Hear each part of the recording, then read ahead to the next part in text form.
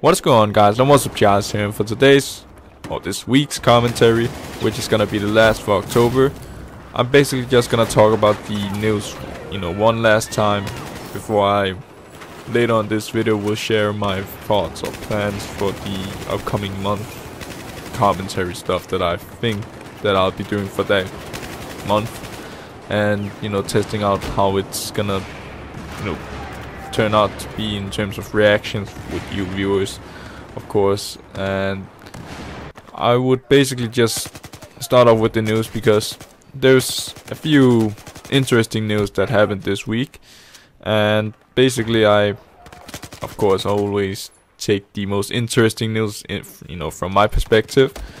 And I'm gonna start off with FIFA 17, which released actually today. And basically I liked the demo, but at the same time it wasn't really anything surprisingly improved to me. I mean, it's to me just like any other FIFA game from I think 14 and up or something like that. But I think it's a great game anyway. It's always pretty fun to play with friends whenever, well, you have some friends that enjoy football as well.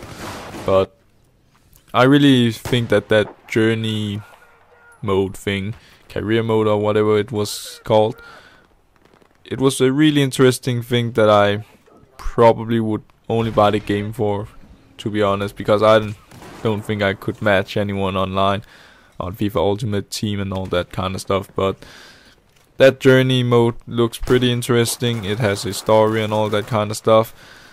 Would love to see EA Sports, letting the player customize their own players instead of having a, I guess, pre-rendered Alex Hunter, character that you had to play with.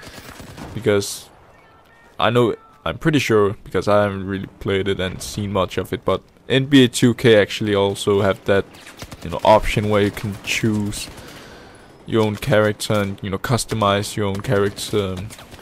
And basically has started a journey on how to become a professional basketball player. That's what I'm pretty sure it is, because I haven't really, again, seen much of it. So that out of the way, I'm basically just gonna move on, because before I start talking too much in detail about FIFA and NBA and all that kind of stuff, which I don't really have much knowledge about, it's probably for the best that I move on. So PlayStation Experience was also announced early morning yesterday, at least that's when I saw it, and it would take place in December 3rd to December 4th, I think. And I hope they will improve from last year, because last year they didn't really have any, I guess, interesting announcement, in my opinion at least.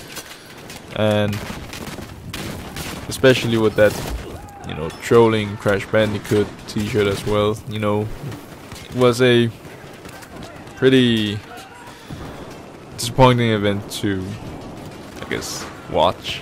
And I hope they will improve on it for this year, maybe with some actual Crash Bandicoot remastered collection gameplay, or maybe Call of Duty Black Ops, no, not Black Ops, Infinite Warfare's, first DLC map pack, maybe even Spider-Man, Horizon Zero Dawn, whatever the there is, with, well, maybe Uncharted 4 single player DLC. It could be anything like that, that would at least have my attention and be interested into the event. But if it's gonna turn out to be like last year with, I guess, pretty sure Taken, or was it Street Fighter 5, something like that, that was shown. Well, I think it was actually both. But when they was announced and all those other games, it, like Star Wars Battlefront, and can't even remember what was announced at the event. I just know that the most interesting thing for me was the Battleborn announcements of that Toby character being exclusive to PlayStation. That's all I really got out of the event, or that live stream of PlayStation Experience last year. So I hope they will this year have some more, I guess, appealing content for me. And even though I doubt it, because they will probably just save it for E3. I really hope they will have at least 1 or 2 of them that I just mentioned. Could even be God of War or anything like that, I'm not sure. But just something interesting this year, hopefully. But moving on is PlayStation Plus games for the upcoming month of October, of course, was actually getting announced yesterday as well, because it was the last Wednesday for this month. And basically we will be getting Resident Evil, the HD remastered version, I think, for the PS4. Haven't really tried it out, and I'm not really a big fan of those types of games, so I'm pretty sure I won't play it. But we also got Transformers Devastation or something like that. You know, it seems pretty nice, I guess. I'm not really sure if I will play the Transformers game either, but I'm glad that they have improved for this upcoming month compared to this month, or these, I guess, last year or 2 actually. Can't even remember when was the last time I really got a good game out of PS Plus that I would actually play. I think Rocket League was the only game that I've played on PS Plus in terms of games they have given out for free. And I don't really think there's much else that I've played. Then there's games that I already own and stuff, so there's no point for me to really play those again, just digitally. But we also get Mad Riders for the PS3 and a game called From Dust, which I don't really know much about. And for the PS Vita we get the Code Realize, Guardian of Rebirth, and Actual Sunlight. And I don't really know any of these titles, you know, for the PS3 or the PS Vita in terms of how the gameplay is and stuff, but I know Transformers Devastation is from Platinum Games.